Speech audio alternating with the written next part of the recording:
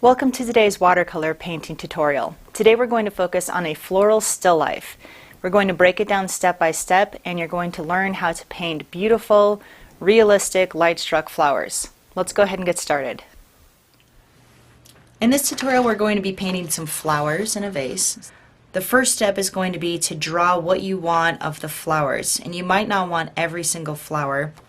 I have drawn it on my page, but I've taken out this flower and this flower, and of course I am filling my page more with the vase, so I'm kind of focusing in on what I see in the vase more. Then the second thing to notice is where I've added masking fluid. I'm only adding that in places where the flowers are lighter than the background. So let's go ahead and get started with that background. And so the first step is going to be to color match that blue. So this is a large round. I'm going to work right on a dry background. And then take your time around the edge. You can tape this off if you want as well. Then I'm just going to pull straight down using my large flat brush. Maybe just a bit of brown to push it closer to the green side of the spectrum down here. Taking my time by the vase. That is protected with masking fluid, but it's always good to be a little bit careful when not everything is masked out. Bring some of that up here. And on this side it's still really dark. Take your time again when you're outlining something that is supposed to be really precise, and then you can fill in more quickly. So this is as far as we're going to push it at the moment, and let this dry, and then we'll come back and add more background color. Okay, this part is dry, so let's quickly put in this gray for the side wall here, and then we can start on the flowers. I'm just going to tape this off right here where it won't interfere with the masking fluid.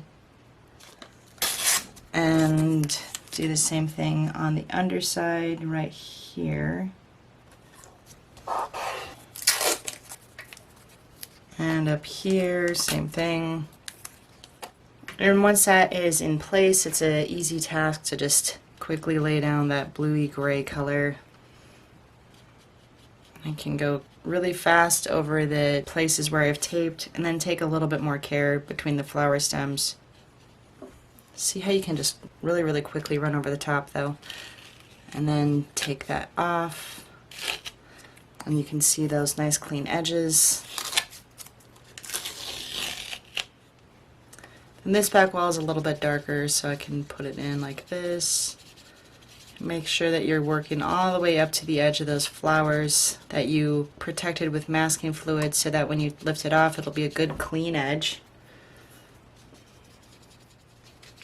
And I'm letting several shades of gray mix together on the page up here.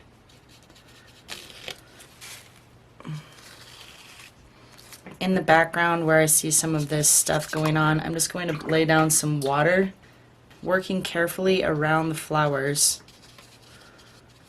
The paint only wants to go into the wet areas, so by keeping some places wet and some places dry, you're protecting the shapes the same way that you would be with masking fluid. You just have to use a little bit more care. Okay, so then I'm going to start adding in some of these blobs of color. I like to start with the light colors. Then down here I see some greens and yellows. And the idea is I just want to keep everything really loose and flowing. And I can always put a little water over the top with my spray bottle to help it to move also.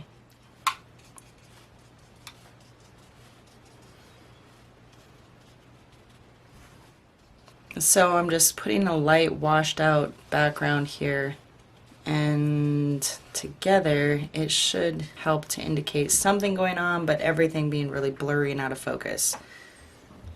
Once your background is dry, you can start to remove your masking fluid.